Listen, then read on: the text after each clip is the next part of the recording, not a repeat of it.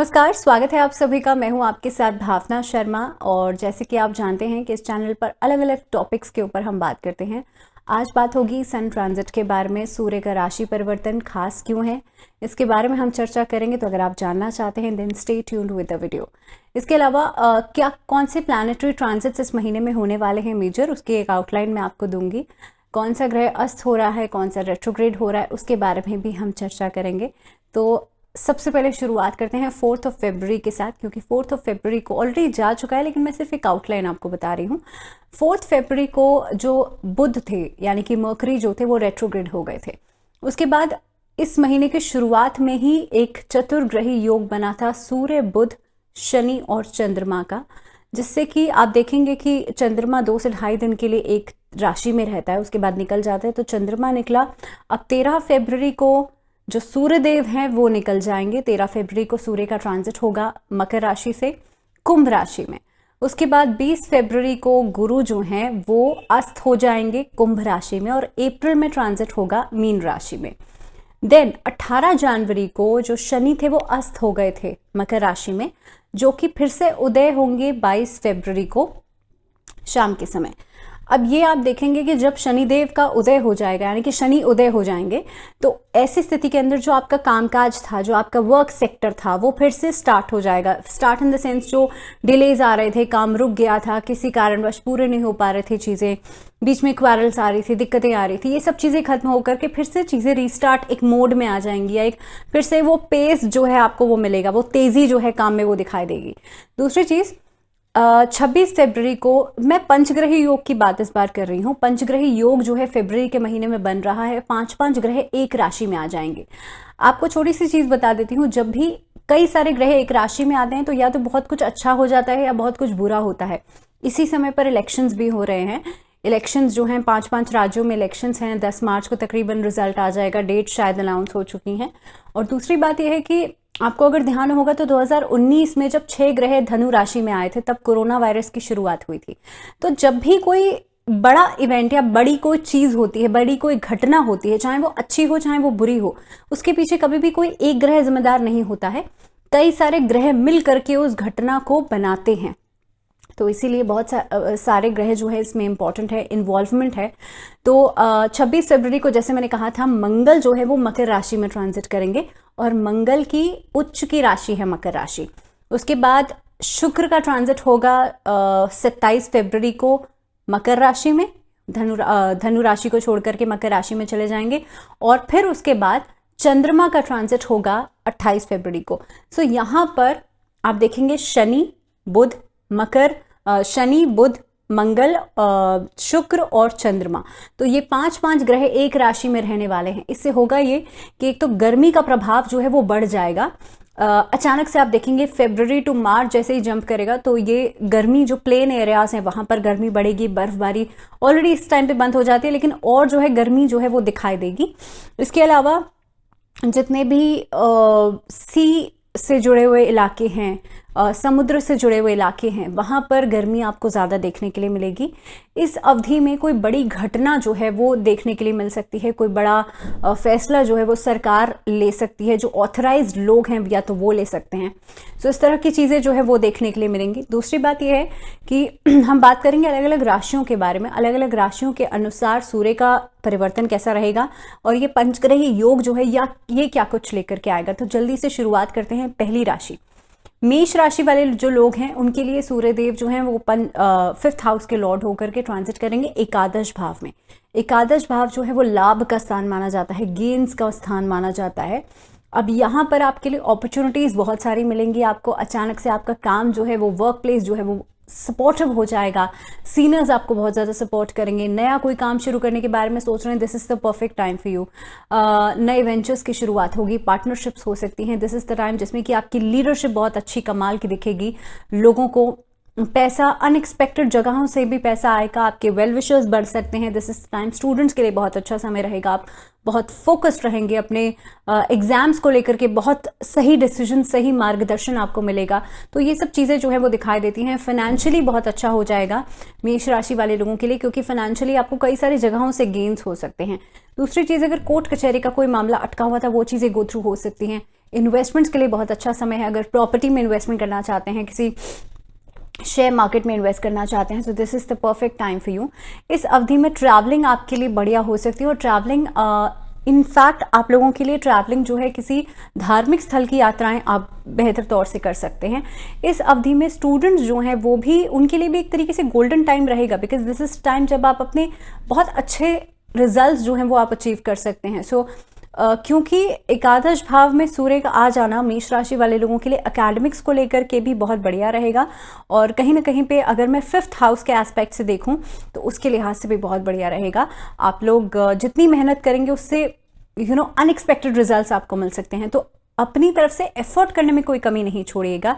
छोटी मोटी chronic illness हो सकती है, लेकिन वो कम समय के लिए रहेगी, टाइम टेकिंग नहीं रहेगी। ग्रेजुअली जितनी जल्दी आएगी उतनी जल्दी खत्म ही हो जाएगी।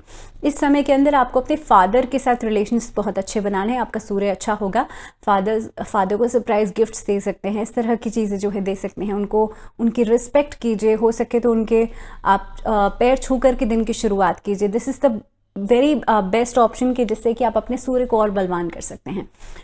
सो मेष राशि वाले लोगों के लिए मैं पंचग्रह योग की बात करूं तो आप लोगों के लिए इस महीने की एंडिंग जो रहेगी वो थोड़े से लेजीनेस लेकर के आ सकते हैं, थोड़ा सा डिस्ट्रैक्शन लेकर के आ सकती है। उस समय पर केयरफुल रहेगा, या आपकी जो लिथार्जिक नेचर है वो कहीं ना कहीं पे आपके काम के बीच में एक बीच में वो चीज़ ना, ऑब्स्टैकल ना लेकर के आए, इस चीज़ का ध्यान रखिएगा सिर्फ और सिर्फ इस महीने के एंडिंग के कुछ दिनों में।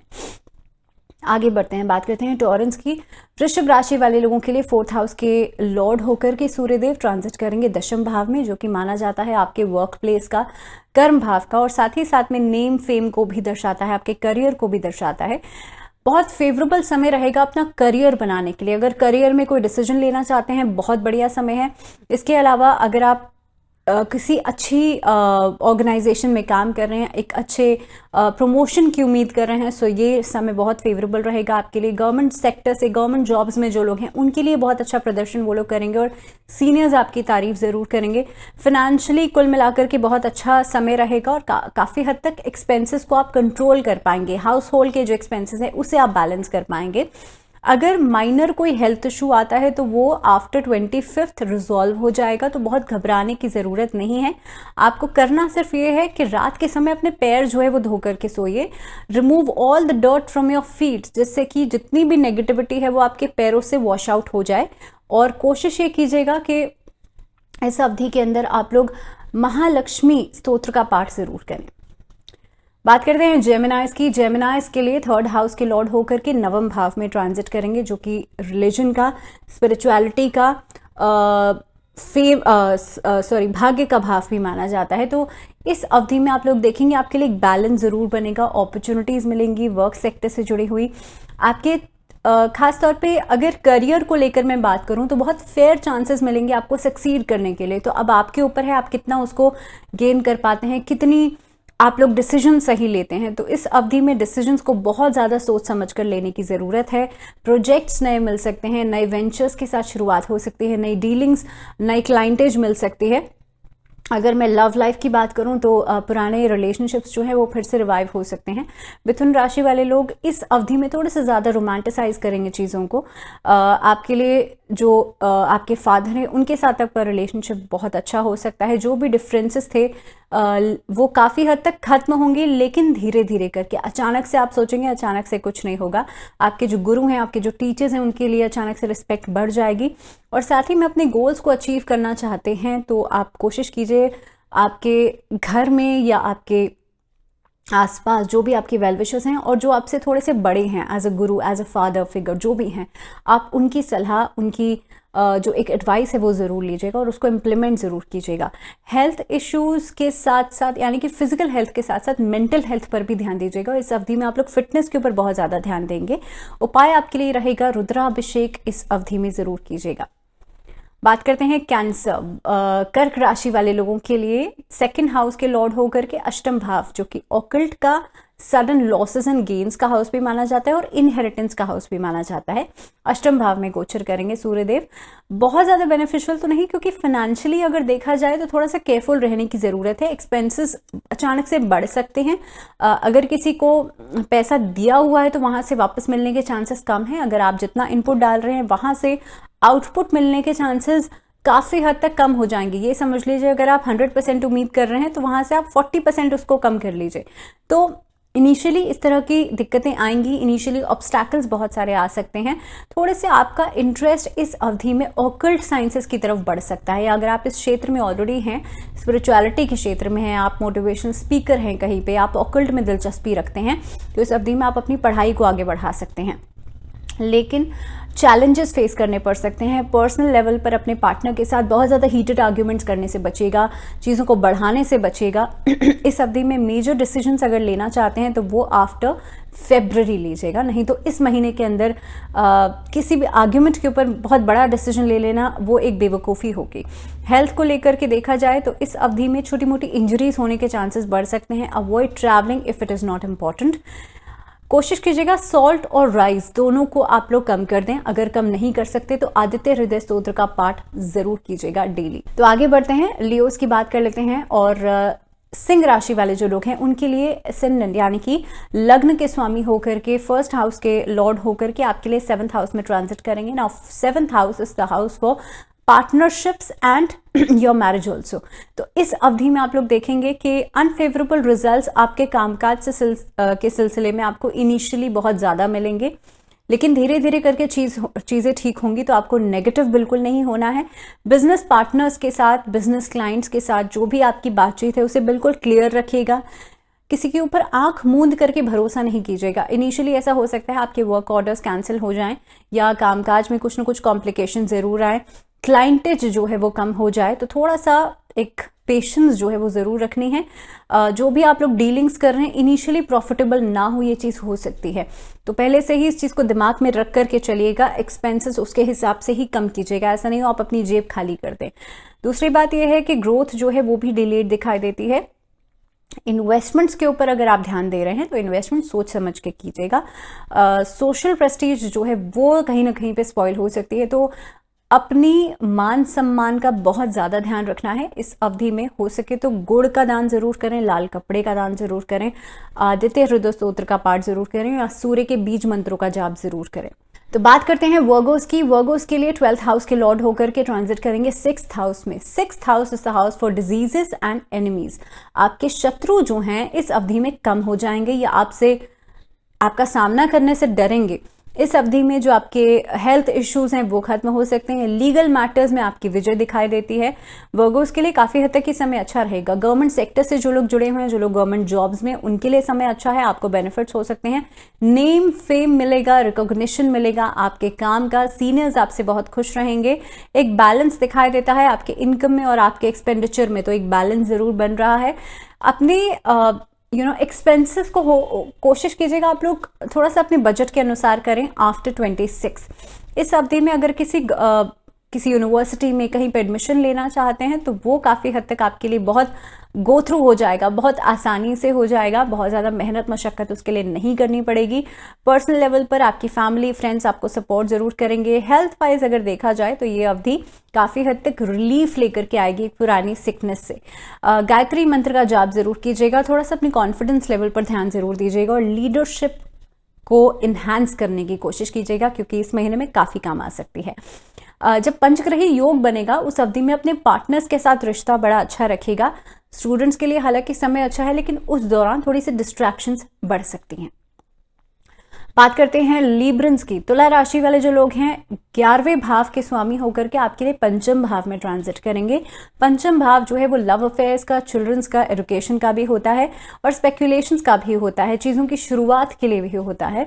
इस अवधि में आप लोग देखेंगे फेवरेबल पीरियड है आपके लिए। फाइनेंशियल सिचुएशन जो है वो इंप्रूव करेगी, आर्थिक स्थिति बेहतर हो जाएगी, नेम फेम मिलेगा, करियर में अपॉर्चुनिटीज अच्छी मिलेंगी। एक इंटेलेक्चुअल एबिलिटीज जो हैं वो आपके लिए बहुत बढ़िया रहेंगी। काफ़ी हद तक आप उसके ऊपर काम करेंगे, अपनी लर्निंग स्किल्स के ऊपर काम करेंगे।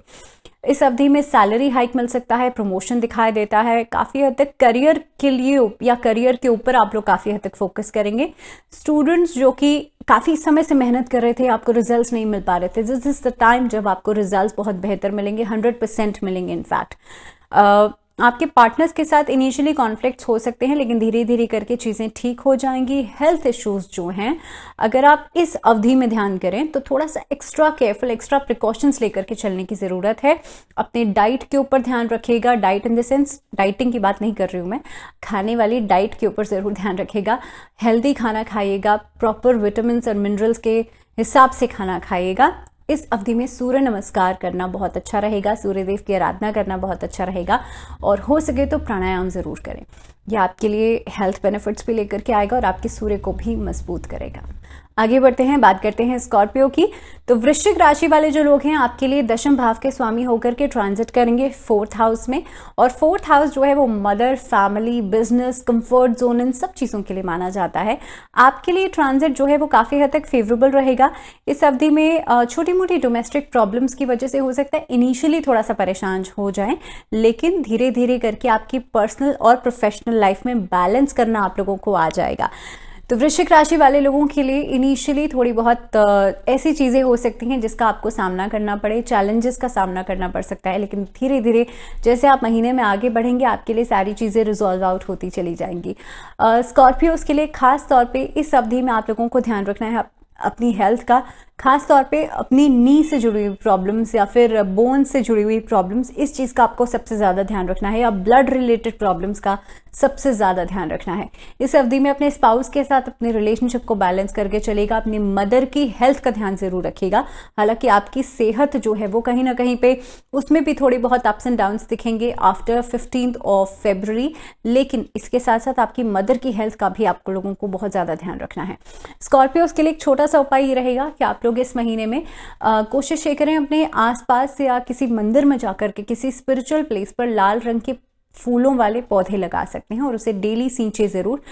कोशिश करें अगर आप उसकी केयर कर सकें तभी लगाएं, नहीं तो अपने घर में आप लगा सकते हैं। तो जो लोग मार्केटिंग सेक्टर्स में हैं, जो लोग HR लाइन में हैं, उन लोगों के लिए समय बहुत अच्छा रहेगा।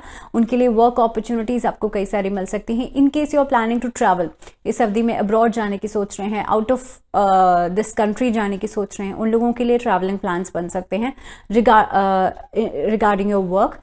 अगर मैं बात करूं लव लाइफ की, तो लव लाइफ से जुड़ी हुई कोई अच्छी खबर आपको मिल सकती है आफ्टर 25th। अगर कोई ब्रेकअप हो गया था, किसी वजह से कोई दिक्कत आ गई थी, ये सब चीज़ें खत्म हो सकती हैं। फिर से आपका पुराना रिलेशनशिप जो है वो रिवाइव हो सकता है, या कोई नया पर्सन आपकी लाइफ में आ सकता है, because there is a new startup of a relationship, either a old relationship या फिर कोई नया रिलेशनशिप। इसी के साथ साथ धनु राशि वाले जो लोग हैं उनको सबसे ज़्यादा अपनी सेहत का ध्यान रखना है। अगर आपकी सर से जुड़ी हुई माइग्रेन है, साइनस है, आंखों से जुड़ी हुई कोई दिक्कत है, तो आपको बहुत ज़्यादा सावधानी बरतनी है। खास तौर पे 15th ऑफ February से लेकर के 25th ऑफ February तक बहुत ज़्यादा सावधानी बरतनी है। कोशिश कीजिएगा आंखों से जुड़ा हुआ बहुत स्ट्रेन वाला कोई काम नहीं करें आप लोग इस अवधि के अंदर। चैंट आप सूर्य के मंत्रों का चैंट कर सकते हैं। ओम आदित्याय नमः, ओम भास्कराय नमः, ओम सूर्याय नमः, या फिर ओम घृणी सूर्याय नमः, या फिर आदित्य हृदय स्तोत्र का पाठ जरूर कीजिएगा। बात करते हैं मकर राशि। अब मकर राशि एक ऐसी राशि है जिसमें कि पंचग्रही योग बन रहा है, और मकर राशि वाले लोगों के लिए क्या खास रहेगा। तो सबसे पहली चीज़ तो आपके लिए सूर्यदेव जो हैं वो ट्रांजिट करेंगे 2nd हाउस में, और ख़ास तौर पे इस अवधि में अगर मैं देखूं तो कहीं ना कहीं पे आप लोगों के लिए ये जो स्थिति बनेगी, क्योंकि 2nd हाउस सिबलिंग्स के लिए भी माना जाता है, कहीं ना कहीं पे धन के लिए भी माना जाता है। तो पैसा तो आएगा, लेकिन उसे कंसिस्टेंसी मेंटेन कर पाना थोड़ा सा मुश्किल हो जाएगा, उसको बचा करके रख पाना थोड़ा सा मुश्किल हो जाएगा। हालांकि मकर राशि वाले लोगों के लिए जब पंचग्रही योग बन रहा है वो काफ़ी हद तक आपकी लाइफ में एक ट्विस्ट एंड टर्न्स लेकर के आएगा। लेकिन मैं आपको बात करूं करियर की, क्योंकि शनि का उदय हो रहा है 22 फरवरी को, तो करियर में एक अच्छा खासा ग्रोथ आप लोग देखेंगे, करियर में एक बहुत बेहतर स्टेबिलिटी आप लोग देखेंगे। दूसरी बात यह है कि आप लोगों के लिए दिस इज द टाइम जब एजुकेशन वाइज आप लोग आगे बढ़ सकते हैं, अपने लिए कोई खास डिसीजन ले सकते हैं। अगर सिबलिंग्स के साथ नहीं बन रही थी या परिवार में नहीं बन पा रही थी, तो दिस इज द टाइम जब आप अपने परिवार के साथ एक अपना बॉन्डिंग बहुत अच्छा कर सकते हैं। आपके अंदर एक बहुत गजब की लीडरशिप जो है वो देखी जा सकती है इस दौरान, जिसकी वजह से आप लोग देखेंगे कि आपको कोई ना कोई रिकॉग्निशन जरूर मिल सकता है, आपके काम की तारीफ जरूर हो सकती है, प्रमोशन मिलता हुआ नजर आता है। तो ये सब चीजें जो है मकर राशि वाले लोगों के लिए बिल्कुल रहेंगी, और खास तौर पे 25 फरवरी के बाद कुछ ना कुछ सैलरी हाइक या प्रमोशन मिलने के चांसेस बढ़ जाते हैं। लेकिन ध्यान ये रखिएगा कि जितना हमें मिलता है उतनी ही ज़्यादा रिस्पॉन्सिबिलिटी भी बढ़ जाती है उस चीज़ को मेंटेन करने के लिए। सो आपके ऊपर भी काम का बर्डन, काम की रिस्पॉन्सिबिलिटी जो है वो ज़्यादा रहेगी। इस अवधि में माँ सरस्वती के मंत्रों का जाप जरूर करें या गायत्री मंत्र का जाप जरूर कीजिएगा। बात करते हैं एक्वेरियस, कुंभ राशि वाले लोगों के लिए, क्योंकि कुंभ राशि में ही सूर्य का ट्रांजिट हो रहा है तो आपका लग्न प्रभावित हो रहा है यहाँ पे। और जब आपका लग्न प्रभावित होता है तो आपकी ओवरऑल बॉडी, आपका सोच, आपका माइंड सब कुछ प्रभावित होता है। तो इस अवधि में आपकी सोच जो है वो काफी हद तक थोड़ी सी बदलेगी, थोड़ा सा बदलाव होगा उसमें।